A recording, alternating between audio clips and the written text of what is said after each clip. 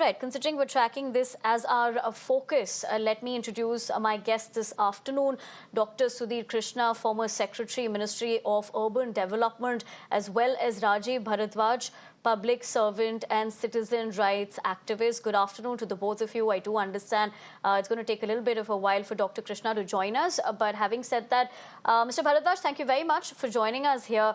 Let me begin by asking you this. As a citizen, when you're looking at these visuals on our screens, and also with the fact that what we've seen at the IGI airport this morning, what does a citizen feel in terms of how administration should be held accountable? Because this is not the first time that we're looking at this. Yeah, thank you very much for calling me. This is a monumental failure which we are witnessing year after year. And this is a failure of 5 civic authorities dealing with life and safety and liberty of the citizen. These are PWD, MCD, BSCS, Delhi Jal Board. All have failed simultaneously in one go, in one spell. The life is hell right now. And what we will find a reply. If some building will collapse, they will say we have issued the building was bricked. If there is a fire, the fire department will say we have already not given the clearance. Then what you are doing? Are they were waiting for the collapse and loss of life? And see, at the airport, it is a place where all good citizens, all capable citizens used to visit. And their life is not secured. And it is just because there is a monumental engineering failure, engineering structural failure. Somebody has audited that structure. It is a worldwide structural element. Why it has failed? Nobody will be answerable. I know the thing that it will be simply brushed aside as a force majeure, as an act of God. And we all the department is at the mercy of the God. It means that the God can do anything, and we will just get away with that, telling that it is an act of God. You see, the PWD, MCD, BSCS, and DJB, you go to each and any colony, the possessed colony of Delhi. I live one of the possessed colony, and since morning 6 o'clock, nobody can come out from their house. All the buildings were flooded, and still they all are struggling. Instead of going for the daily commercial activity, economic activity, and social activity, people are busy with struggling with their basic life and security. Somebody has to take this. What kind of tolerance level the government or the department want from the citizen? They will continue to fail, and we will continue to tolerate them. Where the responsibility, or who is going to make them accountable for that?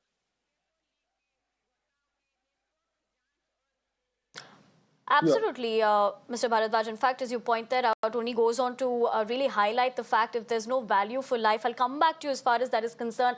But I do understand Dr. Krishna has also joined us this afternoon. Dr. Krishna, thank you very much for also joining us here on Mirror Now as we speak about this pressing concern. Let me begin by asking you this. This is sense of deja vu, because we saw something very similar happen last year as far as the national capital is concerned.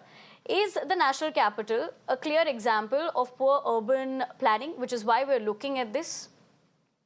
Well, in this particular case, more than planning, it is the structural design and audit of the structural safety of the building. That is the issue. But yes, your issue of urban planning is which you have earlier also highlighted in on other occasions also. For Delhi NCR, as well as for most cities in the country, urban planning is a very, very serious issue now.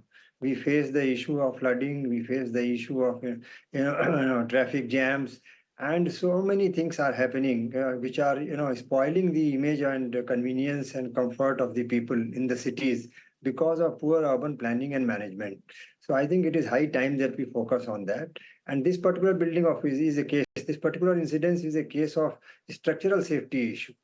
And that is a audit is required for the structural safety of the structures, particularly public structures, high-rise buildings on one hand, Chintal Paradiso case we don't forget at all. And other cases are also there where structural safety of the audit of the buildings is required.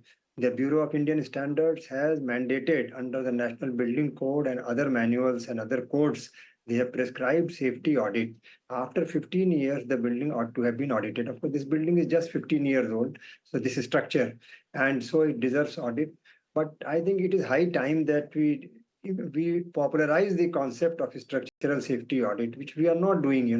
The only verification is done when the layout plans are approved or building plans are approved, and to some extent, not very rigorously, when the building is to be allowed for occupation or usage, at that time, some full audit is prescribed of the structural safety, but it is not done that vigorously. Whatever is done to some extent is the plans are prepared and so on, and there's nothing to inspect actually, but design wise it is inspected. And afterwards also the mandate is that Dr. public Krishna, buildings should why be do you inspected. think that is? Why do we find ourselves in a situation where that audit review also is taken with a lackadaisical approach? Yes, actually, this has not been given much significance. It has remained in the manuals.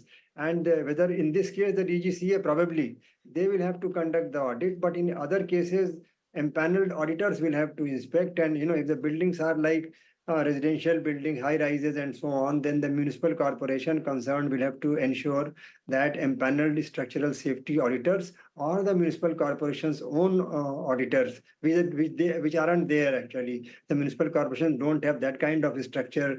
So they can engage empaneled auditors, just like for accounting matters, we have chartered accountants. So there are structural safety engineers are there, firms are there who are empaneled, and they will conduct. Only thing, the rigor has to come. We have to give attention to structural safety issues for all public buildings and even private buildings when there are high rises, because urbanization is bringing people to vertical growth.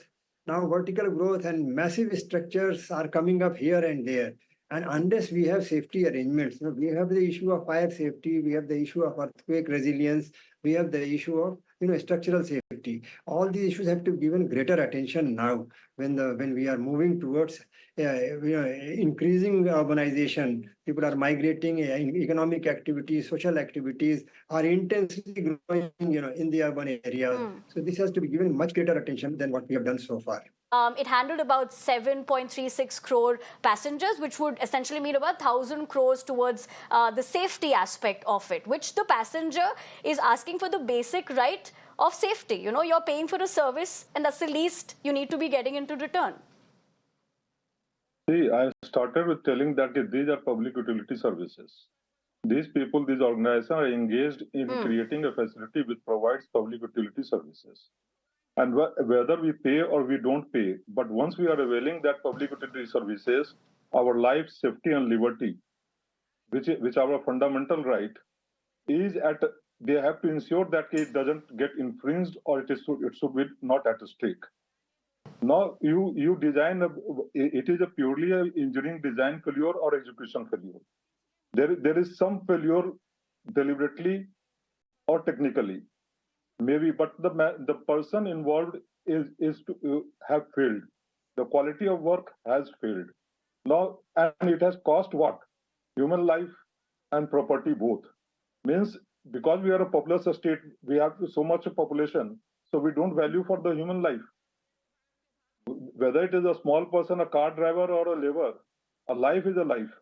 Now the whole life, now the other thing, they don't have that vision, means to even fight for their legal rights also. So this is where the state comes into picture.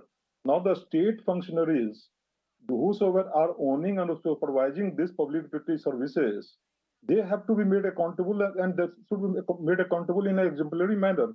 The government or the institution or whosoever in the government, they should take some action which should be visible to the public, which should be a detrimental for the future. But this is not happening for the successive years. In Delhi, especially, we are. This is nothing new. It may give a shock or repulsion for many persons across the world while seeing all these things, but we take it as a way of life. This is where we fail it. We accept every failure as a way of life. And the same thing happens with our the authorities sitting within this the local bodies or civic bodies. Thank you. Absolutely, and those are glaring details to be, of course, putting forth because, like you rightly pointed out, this is not the first time. In fact, even if you're speaking about airports, this just happened in Jabalpur in Madhya Pradesh as well, which only means an example needs to be set so that we don't see any more such instances coming to light once again. Having said that, Dr. Krishna and Mr. Bhardwaj, thank you very much for taking the time out and joining us here this afternoon, sharing with us your perspective. But for